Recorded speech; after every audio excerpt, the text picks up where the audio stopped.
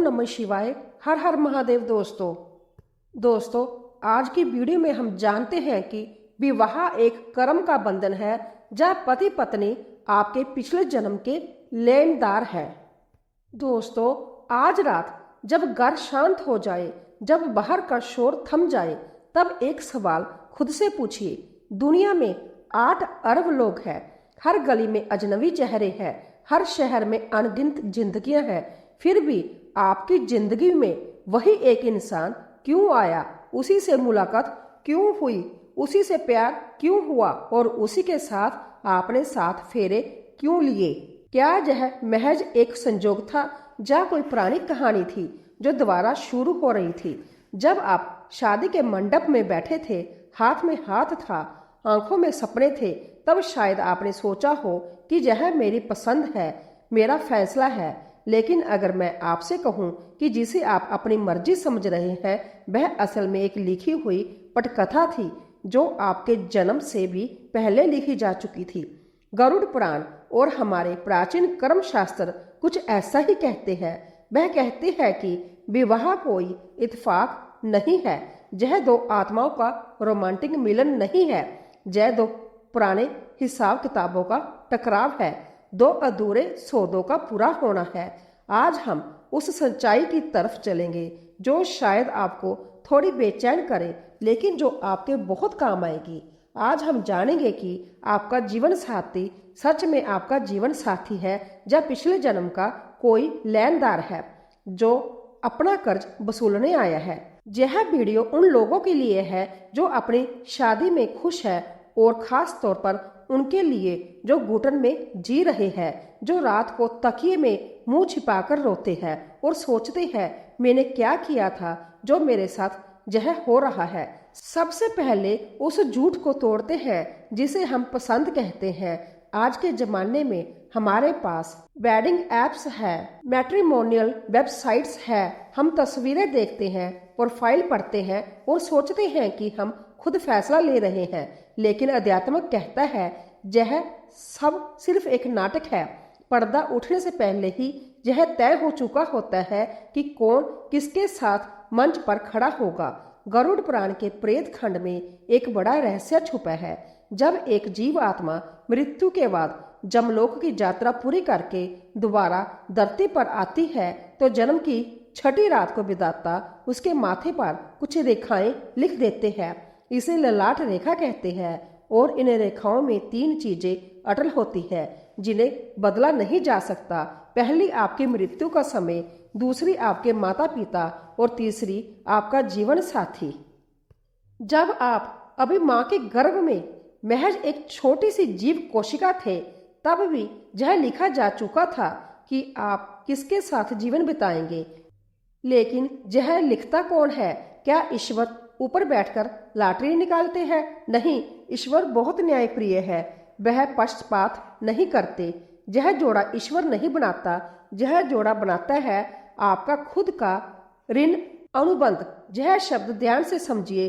ऋण जानी कर्ज, अनुबंध जानी बंधन, जानी वो पुराना हिसाब जो कई जन्मों से अधूरा पड़ा है।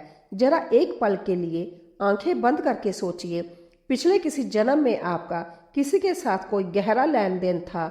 शायद आपने उसे धोखा दिया था, शायद उसका पैसा हड़प लिया था, शायद उसकी भावनाओं से खेला था, या हो सकता है उसने आपकी बहुत सेवा की, बहुत प्यार दिया और आपने उसे कुछ नहीं लौटाया। जब आप मरे शरीर जही राख बन गया, लेकिन वो इमोशनल अकाउंट, वो अधूरा लेन देन, वो आत्मा के साथ चिपक कर रह गया। प्रकृति का नियम है, हर कर्ज चुकाना पड़ता है। तो अगले जन्म में प्रकृति उन दोनों आत्माओं को एक ऐसी जगह लाकर खड़ा कर देती है जहां से भागा नहीं जा सके, जहां दोनों एक ही छत के नीचे एक ही थाली में खाएं, एक ही बिस्तर पर सोएं, और वह जगह है विवाह। क्योंकि कर्ज चुकाने के लिए इससे बेहतर मंच और कोई नहीं। अब बात करते हैं उस सवाल की जो शायद बहुत से लोग पूछते हैं, शादी में अग्नि के फेरे क्यों? पानी क्यों नहीं? हवा क्यों नहीं? क्योंकि अग्नि को हमारे वेदों में सबसे बड़ा साक्षी माना गया है। अग्नि वह माध्यम है जो हमारी बात देवताओं तक पहुंचाती है। लेकिन इसका एक और गहरा अर्थ है। अग्नि कर्ज की प्रतीक भी है। जब आप उन 7 फेरों में उस आग के चारों ओर घूमते हैं तो आप उस ब्रह्मांडीय ऊर्जा के सामने एक वचन दे रहे होते हैं। यह वचन है, हम अपने पिछले जन्मों के सारे अधूरे कर्मों को इस जन्म में मिलकर पूरा करेंगे। वह 7 फेरे कोई रस्म नहीं है, वह एक रूहानी हथकड़ी है जो आप अपनी मर्जी से पहनते हैं, लेकिन जिसकी चाबी आपके पास नहीं होती। चाबी होती है समय के पास। अब गरुड़ पुराण और कर्म सिद्धांत के अनुसार 3 तरह के विवाह होते हैं और आप अपनी शादी को देखिए, आपको खुद पता चल जाएगा कि आप किस कैटेगरी में है। पहला, शत्रु विवाह। क्या आपने ऐसे जोड़े देखे हैं जहां पति पत्नी के बीच कोई प्रेम नहीं, जहां हर दिन एक युद्ध है, जहां एक दूसरे को नीचा दिखाना जैसे रोज की आदत हो गई हो। अगर आप खुद इस दौर में हैं तो शायद यह सोचते होंगे कि मैंने क्या किया जो मुझे ऐसा साथी मिला। सच यह है कि यह व्यक्ति इस जन्म में आपका पति या पत्नी बना है, लेकिन पिछले जन्म में यह आपका जानी दुश्मन था, जब आपने इसके साथ ऐसा अन्याय किया था जिसे यह भूल नहीं पाया। उस वक्त यह कमजोर था, कुछ कर नहीं पाया, लेकिन मरते वक्त इसके मन में आपके लिए बदले की आग थी। वही आग इसे इस जन्म में आपके बेडरूम तक खींच लाई है। अब यह रुलाएगा, तड़फाएगा और यह सिलसिला तब तक चलेगा जब तक मन की वह पुरानी गांठ नहीं खुल जाती। लोग इसे घरेलू हिंसा कहते हैं, अध्यात्म इसे कार्मिक सेटलमेंट कहता है। दूसरा, कर्जदार विवाह। एक बहुत मेहनती इंसान दिन रात खटता है, पैसा कमाता है, लेकिन सारा पैसा पार्टनर की बीमारी में, उसके खर्चों में, उसकी गलतियों को सुधारने में चला जाता है। यह संजोग नहीं, पिछले जन्म में आपने उसका धन हड़पा था, आर्थिक नुकसान पहुंचाया था। अब वह ब्याज समेत एक एक पाई वापस ले रहा है और जिस दिन वह हिसाब 0 हो जाएगा उस दिन जा तो वह सुधर जाएगा या शांति पूर्वक चला जाएगा, क्योंकि सौदा पूरा हो गया। तीसरा, उदासीन विवाह। न प्यार न नफरत। पति अपने काम में मस्त, पत्नी अपनी दुनिया में। दोनों एक साथ रहते हैं जैसे एक ट्रेन के डिब्बे में 2 अजनबी यात्रा। यह सब तब होता है जब पिछले जन्म में आपका उस आत्मा के साथ बस थोड़ा सा लेन देन बाकी था, कोई गहरा कर्ज नहीं, बस छोटी मोटी रस्म बाकी थी। प्रकृति ने मिला दिया ताकि वह उपराचिकता पूरी हो जाए। और एक चौथी कैटेगरी भी है जो बहुत दुर्लभ है, पुण्य अनुबंध। जब 2 बहुत सुलझी हुई आत्माएं जिन्होंने पिछले जन्म में एक दूसरे की मदद की थी, भक्ति में साथ दिया था, वह दोबारा मिलती है। ऐसा साथी आपको कभी गिरने नहीं देता, वह डाल बनकर खड़ा रहता है। लेकिन कल युग में ऐसे रिश्ते 1000 में 1 होते हैं। अब एक बहुत संवेदनशील सवाल, विवाह के बाहर के संबंध, एक्स्ट्रा मैरिटल अफेयर्स। अगर शादी 7 जन्मों का बंधन है तो कोई तीसरा बीच में कैसे आ जाता है? शास्त्र कहते हैं कभी कभी हमारा ऋण अनुबंध सिर्फ एक व्यक्ति के साथ नहीं होता, पिछले जन्म में आपका किसी और के साथ भी गहरा भावनात्मक जुड़ाव था जो अधूरा टूट गया था। वो आत्मा भी अपना हिस्सा मांगने के लिए भड़क रही थी। इस जन्म में शादी तो किसी और से हो गई, लेकिन जब वह पुरानी आत्मा दोबारा जीवन में दस्तक देती है, आप खुद को रोक नहीं पाते। यह जो तीव्र खिंचाव होता है, यह प्रेम नहीं है, यह उस अधूरे कर्ज की पुकार है। और गरुड़ पुराण कहता है यह एक परीक्षा है। प्रकृति उस पुरानी आत्मा से आपको मिलवाएगी जरूर, लेकिन आपके पास विवेक है, धर्म है।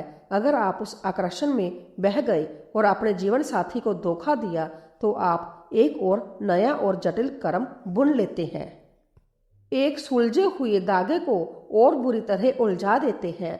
और जो लोग सोच रहे हैं मेरी शादी क्यों नहीं हो रही, क्या मुझ पर कोई श्राप है? नहीं, गरुड़ पुराण कहता है जिन आत्माओं का कोई बारीक कर्म कर्जा बाकी नहीं होता, प्रकृति उन्हें शादी के बंधन में नहीं बांधती।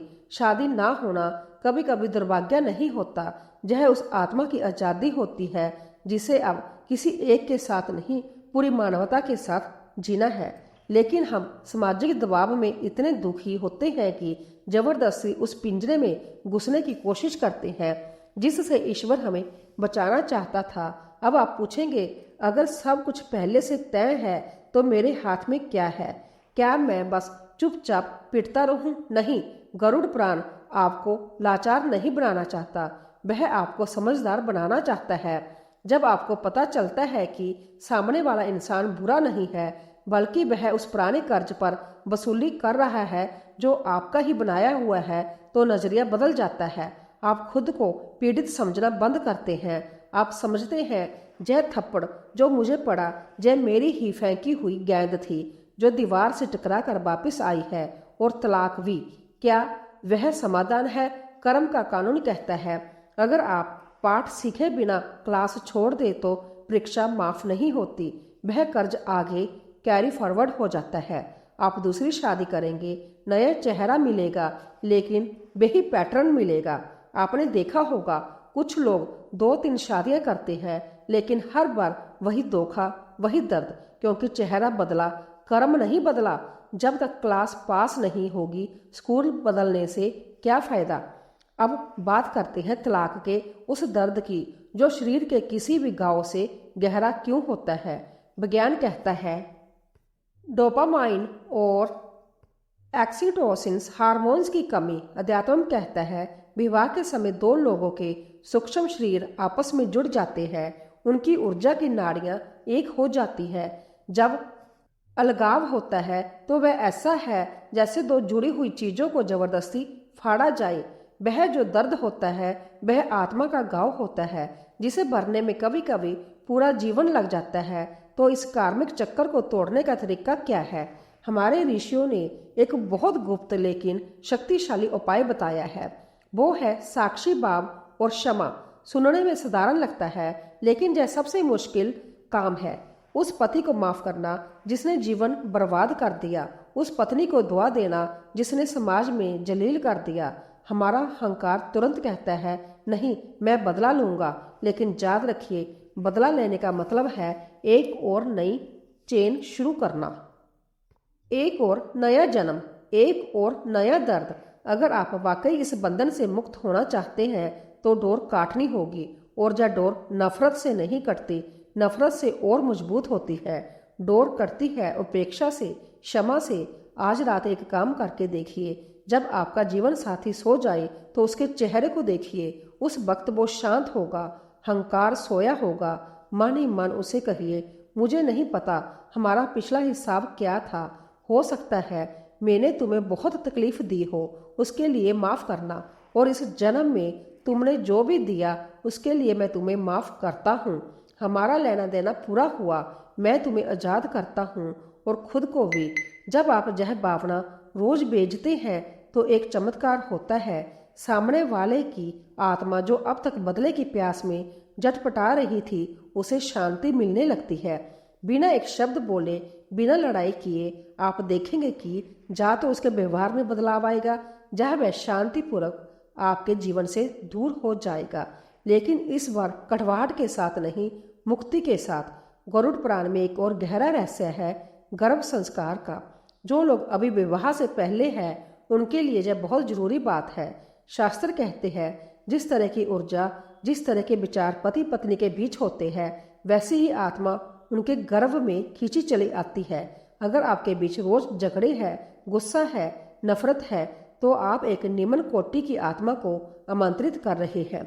फिर वह बच्चा बड़ा होकर आपको दुख देगा और आप पूछेंगे मेरा बेटा श्रवण कुमार क्यों नहीं बना? वो कैसे बनता? आपने बुलाते वक्त जो फ्रिक्वेंसी रखी थी उसी हिसाब से आत्मा आई। इसीलिए शादी को संस्कार कहा गया है, कॉन्टैक्ट नहीं। और वो जो तीव्र आकर्षण होता है जिसे हम प्यार समझ बैठते हैं। एक समझदार लड़की किसी आवारे के पीछे पागल हो जाती है, एक अच्छा लड़का किसी धोखेबाज के लिए सब कुछ छोड़ देता है।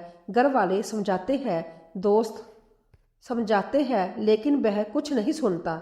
यह प्रेम नहीं है, यह उस पुराने कर्म की चुंबक है। सच्चा प्रेम कभी अंधा नहीं करता। सच्चा प्रेम शांत करता है, स्पष्टता देता है। अगर किसी रिश्ते में पड़ते ही आपकी नींद उड़ जाए, परिवार से झूठ बोलने पड़े, करियर छूटने लगे, तो समझ लीजिए यह आने वाले तूफान की आवाज है। और एक बहुत सुंदर उपाय जो हमारे पूर्वजों ने दिया है, दान और सेवा। अगर आपके वैवाहिक जीवन में क्लेश है, किसी कन्या का विवाह कराइए, किसी गरीब जोड़े की मदद करिए। जब आप दूसरों के घर बसाने में मदद करते हैं, प्रकृति आपका घर बचाने में लग जाती है। यह कोई अंधविश्वास नहीं, यह ब्रह्मांडीय नियम है। जो आप देते हैं वही वापस मिलता है। क्या प्रबंध को बदला जा सकता है? पूरी तरह नहीं, लेकिन हल्का जरूर किया जा सकता है।